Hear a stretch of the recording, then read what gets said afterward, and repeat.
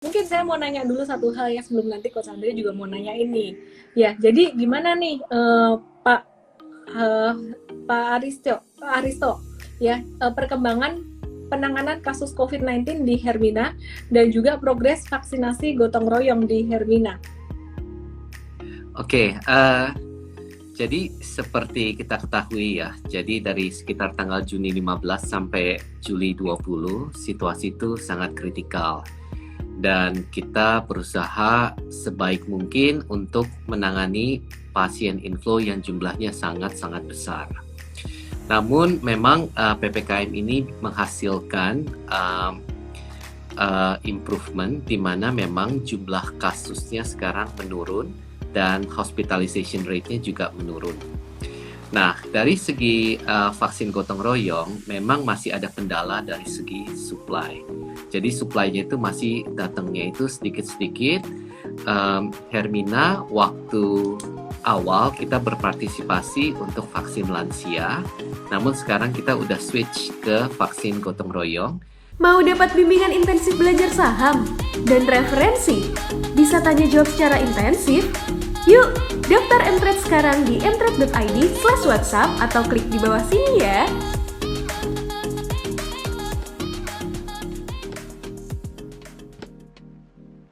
Halo, sorry teman-teman, nggak tahu kenapa nih tiba-tiba live Instagramnya mati aja. Tidak paham saya kenapa tiba-tiba live Instagramnya mati aja nih. Hai, welcome back. Sorry ya. Oke, coba aku invite lagi Coach Andre. Ada udah banyak yang dibahas tadi ya.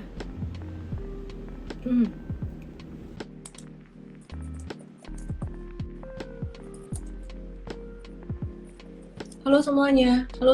Kok mati? Padahal tadi ada banyak yang nanya nih. Aku mau bahas tentang BBYB Putus nih. Ya? Sorry. Tadi keputus sendiri. Nanti aku akan ulang lagi ya teman-teman ya. Apa yang mungkin aku ulang dulu deh Coach Andre apa yang aku bahas di awal tadi semuanya. Karena ini rekamannya jadi keputus gitu. Yang pasti iPhone lagi ya nih. Aku pakai iPhone nih. Nggak tahu kenapa kalau pakai iPhone gini. Oke, jadi teman-teman. Jadi lupakan ngomong apa. Satu, BBYB tadi BBB udah naik duluan, terus kemudian di Mtrade kita ada BABP. Setelah itu tadi kita dibaca. Nah kemudian besok apalagi yang potensial itu besok kita akan pagi kasih tahu di morning briefing di Mtrade ID. Dan pertanyaan tentang saham bank digital ini nanti akan diulang lagi, mungkin dikit diulang sama Coach Andre secara fundamental. Tapi kalau review dari aku secara teknikal, BBYB sekarang tuh jangan dikejar, sama BABP tuh jangan dikejar ya, karena udah naik banyak. Nah baca sih sebenarnya kalau misalkan mau kejar ya asal siap dengan fluktuasi, jangan all in aja dulu gitu, ntar koreksi turun lagi nambah lagi. Cuman yang aku suka ya BBYB dengan BANK tuh dia ada ekosistemnya meskipun BANK nggak naik-naik. Nah tadi Coach Andre baru bahas itu tuh.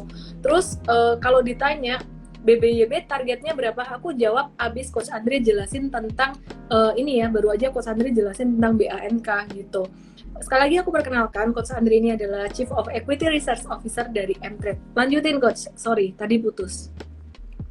Oke, mungkin untuk BANK lebih ke, tadi lagi ngomong ke fee income ya, jadi kalau seingat saya sih si Alfamart ini fee income-nya cukup besar ya, jadi kemungkinan besar kalau nanti udah ada partnership, saya rasa untuk yang quarter fee income dari Alfamart ini bisa si BANK dapat ya. Tapi balik lagi digital bank ini semuanya kan ekosistem bank ya. Jadi basically nanti kita mesti lihat gimana sih si ekosistem ini bersaing dengan bank-bank yang lain. Jadi kalau kita pernah mendengarkan Pak Yaya Setiatmaja mungkin minggu lalu, jadi sebenarnya story dari digital ini kan ya mungkin untuk saat ini ada 10 digital banking gitu. Tapi kalau kita lihat 5 tahun ke depan ya, kita nanti mungkin paling tinggal sisa berapa? Mungkin 3 atau 4, nah itu yang sebenarnya kita mesti tunggu.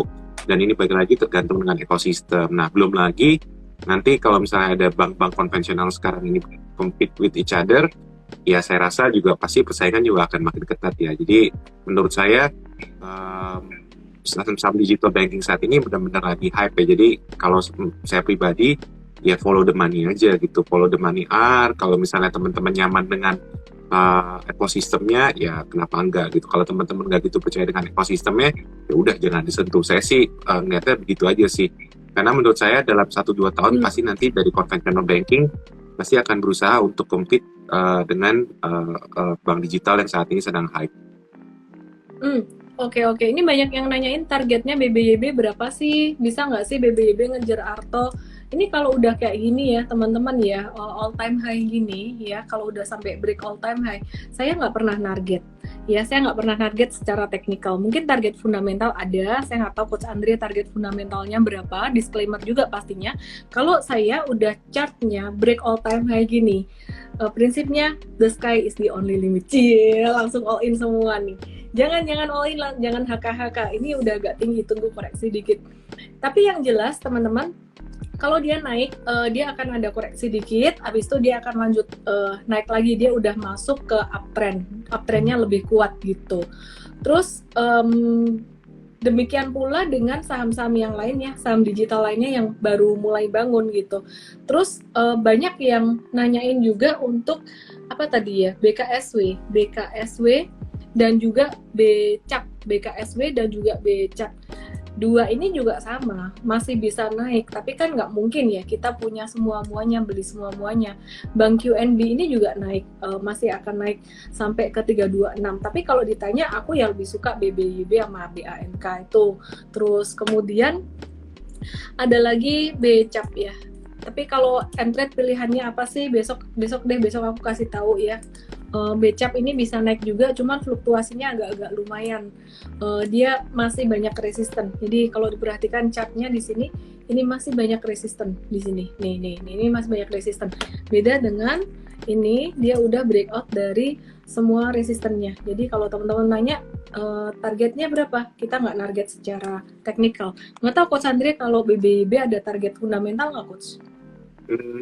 BBYB belum ada target fundamental sih, jadi saya nggak tahu ya value-nya gimana. Mungkin kalau kita lihat number of count kan katanya ada sekitar berapa, 5 juta, yang active user 2,5 juta ya. Jadi tapi kalau saya mesti lihat dulu gitu data-datanya nanti kalau mungkin di first second quarter gimana cara mereka disperse loan. Jadi untuk saat ini lebih ke ekosistem aja sih dari BBYB gitu. Kalau misalnya aku punya berapa puluh juta account, ya ekspektasinya masa sih si aku ini nggak bisa convert mereka punya member jadi pemegang bank di BBYB.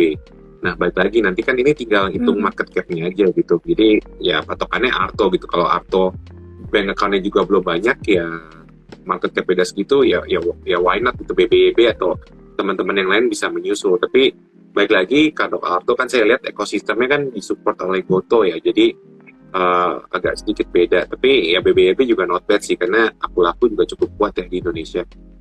Ini ada yang bilang, kenapa nggak pakai targetnya ngitung dari Fibo? Enggak, kalau saham naik itu Fibo itu dipakai buat cari retracement, cari pullback, buat trading on pullback gitu loh. Tapi kalau ini bukan soal kita mencari resisten ya, gampang aja. Aku cari resisten round number juga dapat, angka bulat itu adalah resisten. Cuman ini bicara tentang mindset, bicara tentang psikologi. Saham yang udah break all time high, itu secara psikologi semua tradernya, semua orang yang beli saham itu dalam kondisi euforia, nggak ada yang nyangkut, nggak ada yang posisi rugi, most of them biasanya untung. Sehingga dengan posisi euforia seperti itu secara psikologis orang akan beli gitu. Makanya teman-teman be wise di sini, yang udah naik kencang ya jangan terlalu digas gitu. Ini banyak yang nanyain untuk chartnya BANK gimana. Ya wajar ya, dia konsolidasi wajar karena dia kan udah duluan naik sekencang ini, jadi dia consolidating dulu wajar sih. Menurut saya masih potensial juga gitu.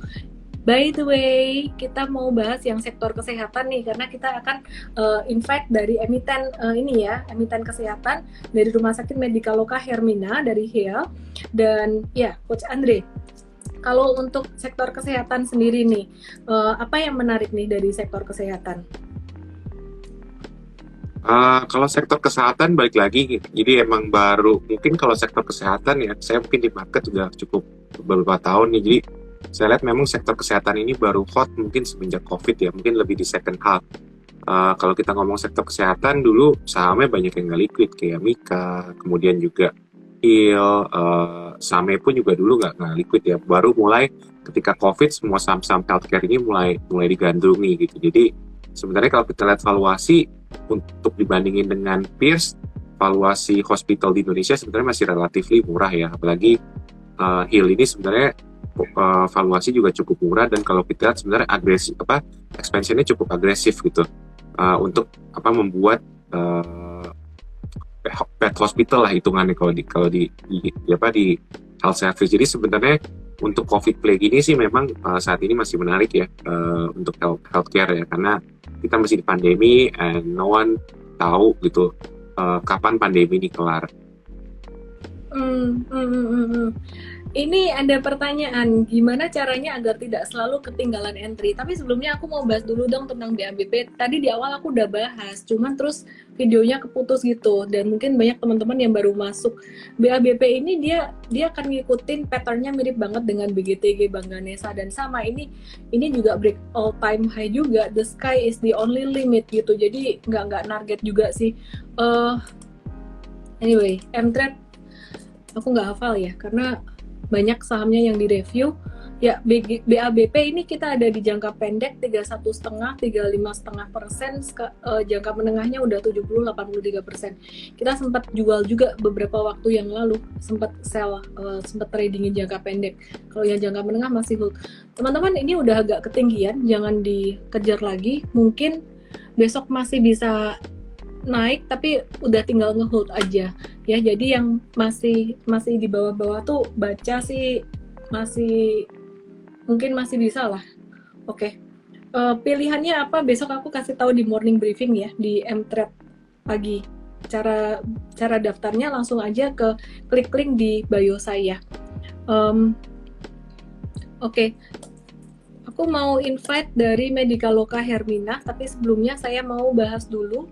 Ada satu komen pertanyaan di sini, gimana caranya agar tidak selalu ketinggalan entry dari Kuang Chen? Dari Kuang Chen, bagaimana caranya supaya nggak ketinggalan entry? Ya, gimana caranya supaya nggak ketinggalan entry ya?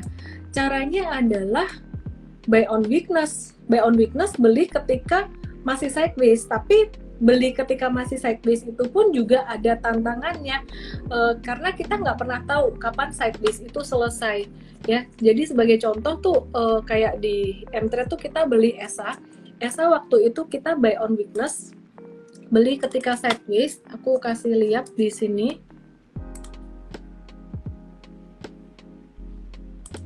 ya, kita di 30 Juni ini yang aku ceritain beberapa waktu terakhir jadi case study, kita belinya di sini, dan kemudian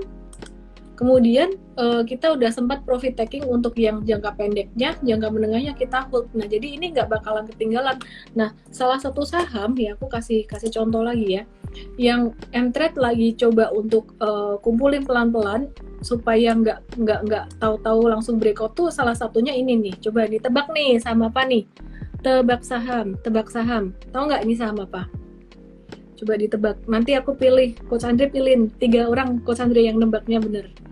Coach Andre yang nebaknya bener. Aku WA dulu Coach Andre. Baca WhatsApp. Jawabannya itu. Tahu. Kelihatan kok dari harganya hafal. Oh, kelihatan. Kelihatan ya harganya ya. Kecil banget karena. Puspita 039. Pilih pemenangnya, Coach. Puspita 039, Aris Diars. Oke, udah cukup 2 orang aja. Siapa yang kedua? Aris siapa? Aris Diars ya tadi ya. Oke, jawabannya adalah tebik. Disclaimer ya, teman-teman ya. Dan juga gimana caranya agar tidak ketinggalan entry. Satu, nyicil pas lagi sideways, tapi mesti tahu sideways-nya sideways yang convergen dengan volumenya. Itu satu. Kemudian yang kedua dengan buy on weakness. Terus poin yang ketiga adalah kadang kita memang mesti ketinggalan ya. Kalau udah trading breakout, terutama trading breakout, kita harus menerima kenyataan bahwa kadang-kadang kita bisa ketinggalan gitu. Mungkin satu saham yang mau dibahas, MTech Coach, sebelum kita invite Hill. MTech ini tinggal tunggu tanggal 6 ya, cuman nggak tahu ya, tadi infonya seliweran, katanya orang yang ngebit dibuka katanya dapatnya porsinya lumayan, tapi saya ada cek juga ada yang belum dapat gitu. Jadi saya bingung nih, apakah yang placement untuk investor retail ini apakah gampang atau susah? Saya nggak tahu, mungkin teman-teman di sini yang udah dapat buka, mungkin bitnya dapat berapa persen dari total yang di bit, mungkin bisa info di komen gitu. Jadi kita tahu lah kurang lebih IPO-nya gimana. Tapi kalau saya cek ke beberapa teman saya, ada yang bilang belum dapat, ada yang katanya udah dapat dan dapat porsinya juga lumayan. Jadi basically mix, tapi saya sih ngeliat mestinya sih masih cukup bullish ya untuk MTech sampai tanggal Agustus. Oke, depan saya saat ini udah ada Pak Aristo Setiawijaya. Beliau Halo, Pak. adalah Managing Director. Halo Pak. Halo. Managing Director Finance and Strategic Development dari PT Medika Loka Hermina Tbk dengan kode sahamnya HIL. Apa kabar Pak? Sehat-sehat? Sehat, Ellen. Thank you for having me. Oke, saya yang terima kasih nih Pak mau bergabung bersama dengan kami. Oke, mungkin saya mau nanya dulu satu hal ya sebelum nanti Coach Andre juga mau nanya ini. Ya, jadi gimana nih Pak Aristo ya perkembangan penanganan kasus COVID-19 di Hermina dan juga progres vaksinasi gotong royong di Hermina. Oke, jadi seperti kita ketahui ya, jadi dari sekitar tanggal Juni 15 sampai Juli 20, situasi itu sangat kritikal. Dan kita berusaha sebaik mungkin untuk menangani pasien inflow yang jumlahnya sangat-sangat besar. Namun memang PPKM ini menghasilkan improvement di mana memang jumlah kasusnya sekarang menurun dan hospitalization rate-nya juga menurun. Nah, dari segi vaksin gotong royong memang masih ada kendala dari segi supply. Jadi supply-nya itu masih datangnya itu sedikit-sedikit. Hermina waktu awal kita berpartisipasi untuk vaksin lansia, namun sekarang kita udah switch ke vaksin gotong royong, di mana seperti yang kita ketahui bahwa vaksin gotong royong itu perusahaan yang memberikan sponsorship untuk pegawai, untuk staff dan keluarganya supaya vaksinasinya bisa dilakukan dengan dibebankan biaya ke perusahaan. Nah, vaksinasi gotong royong ini kita juga sudah melakukan vaksinasi cukup banyak ya ke mungkin udah hampir 100 perusahaan sekarang. Namun dari segi jumlah pasiennya yang sudah divaksinasi itu memang masih di bawah target. Oke. Kalau rencana ekspansi rumah sakit buat tahun 2021 sampai 2022 ini gimana ya Pak ya? Strateginya gimana untuk pengembangan strategis? Ya, jadi seperti kita lihat dari beberapa tahun terakhir ini, memang setiap tahun itu Hermina selalu menambah 4 rumah sakit.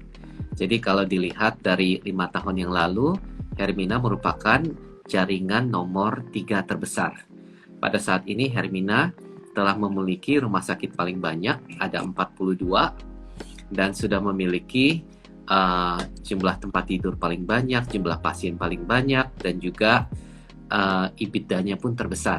Jadi Hermina untuk last 12 month itu EBITDA-nya itu udah sekitar 1,4 triliun. Jadi EBITDA Hermina itu memang di atas peer group-nya, di atas Mitra dan Siloam. Nah, untuk kedepannya kita tetap akan menambah 4 rumah sakit setiap tahunnya. Potensi dari bisnis jasa kesehatan di Indonesia ini masih sangat-sangat besar karena jumlah tempat tidur itu memang masih belum cukup, dan seperti kita lihat dengan adanya COVID ini memang sistemnya itu jadi sangat overcrowded. Oke, Coach Andre silakan. Oke, malam Pak Aristo, ketemu lagi. Hai. Pak Aristo, mau nanya, mungkin biar teman-teman tahu juga ya, kan kita tahu COVID udah selama hampir 2 tahun ya.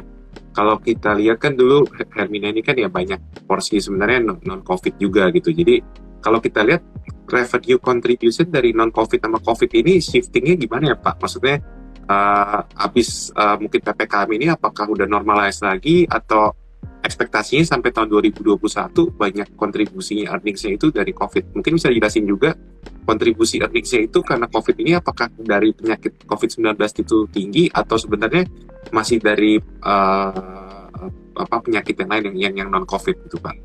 Ya, so that's very good question ya. Jadi kalau misalnya kita lihat bahwa dalam COVID ini memang yang terjadi satu, karena adanya PPKM atau ada lockdown, itu pasien memang prefer untuk di rumah.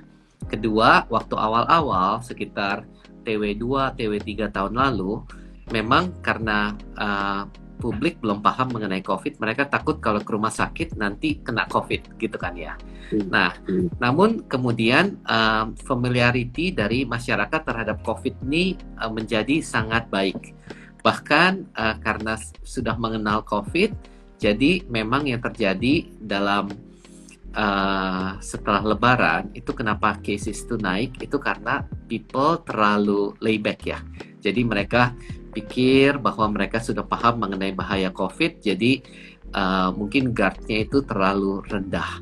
Nah, jadi kalau dilihat di TW4 2020 dan TW1 2021, memang untuk treatment yang non-COVID itu levelnya itu sekitar 80% pre-COVID, Andre. Jadi kalau misalnya kita bandingin nih kayak Q4 2020 kalau dibanding sama Q4 2019 itu revenue-nya itu yang dari non-COVID itu hanya 80% dari total sales di Q4 2019. Sebabnya karena memang pasien masih menahan diri sehingga banyak sekali prosedur-prosedur itu ditunda. Nah, situasi yang sama terjadi pada TW1, tapi kemudian pada TW2 ini actually karena waktu bulan April sama Mei tingkat COVID itu sebenarnya nggak terlalu buruk, sehingga pendapatan untuk treatment non-COVID itu sudah lebih tinggi dari pre-COVID era. Nah, itu merupakan salah satu katalis nih yang dengan kata lain investor melihat ini sangat positif bahwa ternyata treatment non-COVID-nya itu sudah lebih tinggi daripada zaman sebelum adanya COVID. Nah, jadi menurut saya itu sebabnya karena ada pent up demand nih, Andre. Sebabnya kalau bedanya bisnis kita sama bisnis restoran. Kalau misalkan restoran malam ini kalau kita nggak eat out ya, kita makan di rumah, demand itu kan gone ya. Tapi kalau jasa kesehatan, demand itu cuma di-delay. Sebabnya kalau memang butuh prosedur, itu bakal tetap butuh prosedur tersebut. Hanya saja timingnya ditunggu sampai sudah berasanya nyaman dan aman, gitu. Oke, aku mau kasih lihat dulu deh ini chartnya dari Health Medical Luka Hermina, analisis teknikalnya. Mungkin teman-teman ada yang udah penasaran nih, chartnya gimana sih? Chartnya bagus sih, baik-baik aja. Oke, aku kasih lihat ininya ya. Ya, jadi beberapa waktu yang lalu ini sempat naik signifikan. Dan kemudian di sini dia membentuk satu pattern, di sini namanya pattern bullish rectangle. Bullish rectangle, jadi mirip kayak teman-teman kalau ngelihat tadi sempat saya bahas flag, mirip kayak flag ya, cuman kalau flag dia arahnya turun gitu. Jadi bagus sih ini resistennya 1255 dan kayaknya tadi udah mau breakout gitu. Anyway, Hill ini juga masuk jadi salah satu watchlist entry gitu ya, salah satu watchlist kita, dan bahkan ini juga menarik untuk jangka menengah teman-teman. Kak Hill katanya. Oke. Mungkin Coach Andre ada lagi yang mau ditanyain sama Pak Aristo. Mungkin mau tanya Pak Aristo, mungkin kalau kita ngomongin occupancy bed ya, sekarang itu di level berapa sama normal, apakah mungkin kita ngomongin outlook aja ya, apakah dengan misalnya COVID ini udah redaan, sebenarnya ekspektasi orang terhadap medical service itu gimana ya? Apakah dengan adanya COVID ini sebenarnya jadi lebih health conscious atau enggak? Karena kan kita tahu kan dengan ada COVID-19 ini semuanya mempercepat ya mungkin kita yang dulu nggak health conscious jadi lebih health conscious gitu. Ekspektasinya dari Hill ini sebenarnya dan mungkin dari pemain medical untuk kedepannya, karena kan outlooknya juga ya udah berubah nih. Kalau kita nggak COVID kayaknya juga nggak akan seperti ini gitu Pak. Iya. Nah sekarang bed occupancy kita itu sekitar 60%. Nah, 60% itu sebenarnya masih lebih rendah daripada normal, karena biasanya itu kita sekitar 70%. Nah, untuk 60% ini memang ada dua section. Jadi ada section COVID, ada section non-COVID. Yang section COVID-nya itu bisa 85%. Jadi 85% itu kalau di rumah sakit udah dianggap sudah full ya. Karena masalahnya di rumah sakit itu berbeda sama di hotel. Kalau di hotel itu bisa sampai 95%. Kalau di rumah sakit kan, kalau misalkan pasiennya udah mesti di discharge tapi belum dijemput sama keluarga, kan nggak bisa, nggak humane kalau misalkan diminta pulang gitu kan ya. Jadi kalau di rumah sakit tuh 85% tuh udah boleh dibilang udah full. Nah, memang dilihat dari COVID ini bahwa sebenarnya yang berbahaya itu memang kalau pasien itu memiliki comorbid. Nah, oleh karena itu memang saya expect yang terjadi setelah pandemi reda itu akan ada dua hal, yaitu satu, pasien akan menjadi lebih health conscious karena mereka menyadari comorbid itu bisa membahayakan jiwa jika terkena virus seperti COVID. Itu satu. Dan kedua, menurut saya vaksinasi ini akan menjadi annual thing nih, karena kita tahu bahwa virusnya sendiri mengalami mutasi seperti kayak flu virus aja. Makanya kan biasanya orang flu vaksin setiap tahun ya. Tapi kan flu itu kan nggak sebahaya COVID. Nah, jadi memang bagi rumah sakit bahwa bisnis vaksinasi ini akan menjadi bisnis tahunan nih. Dan menurut saya over time bahwa partisipasi dari pemerintah itu harusnya akan berkurang dan mengandalkan lebih dari segi private buyer sendiri gitu kan ya. Untuk tahun pertama memang ini merupakan satu kejutan untuk semua orang, di mana pemerintah step in dan memberikan fasilitas vaksinasi. Namun menurut saya dalam tahun ke depan atau 2 tahun atau 3 tahun mendatang itu harusnya pihak private atau individu akan lebih berpartisipasi dalam menanggung biaya vaksinasi. Oke. Ya. Ya. Thank you so much, Pak Aristo. Nanti kapan-kapan kalau kita bikin beda emiten. Kita ada last pertanyaan nih, last pertanyaan. Oh, silakan. Untuk Heal sendiri, apakah ada arah untuk going into telemedicine? Jadi kalau kita lihat di US kan juga banyak rumah sakitnya telemedicine ya. Atau mungkin teman-teman di sini nih ngenalnya digital, semua yang digital gitu. Apakah ada arah ke telemedicine atau gimana nggak Pak Aristo? Ada. Jadi basically untuk follow up visit itu kita lakukan melalui telemedicine untuk paket isoman di mana dokternya itu melalui telemedicine, telekonsultasi, Zoom gitu ya. Namun obatnya dikirim ke rumah dan tiap hari dimonitor. Memang itu menjadi salah satu yang kita lakukan. Hanya saja kalau untuk bisnis yang normal ya. Untuk bisnis yang normal itu tetap visit ke rumah sakit itu akan tetap menjadi mayoritas. Sebabnya kenapa? Sebabnya bisnis rumah sakit itu bukan bisnis dokter umum. Bisnisnya itu bisnis spesialis. Kalau dokter umum terjadi di puskesmas atau di klinik dokter umum, tapi kalau rumah sakit itu bisnisnya spesialis. Nah, seperti kita ketahui kalau kita ketemu spesialis pasti kan disuruh tes darah, disuruh melakukan radiologi, CT scan, ronsen, etc. Bagi pasien kalau cuman konsultasinya melalui online tapi harus tetap ke rumah sakit, pasien bilang oh ya udah saya ketemu aja dokternya sekaligus gitu kan ya. Namun untuk follow up nih, misalkan untuk cek, misalkan kayak untuk expecting mother, awalnya ketemu objeknya langsung, tapi kemudian untuk follow up-nya itu melalui telekonsultasi, itu merupakan sesuatu yang sangat convenient dan juga handy. Boleh tanya nggak Pak, spesialis apa sih di situ yang paling memberikan sumbangan revenue paling banyak? Kalau saat ini 47% itu dari ibu dan anak ya.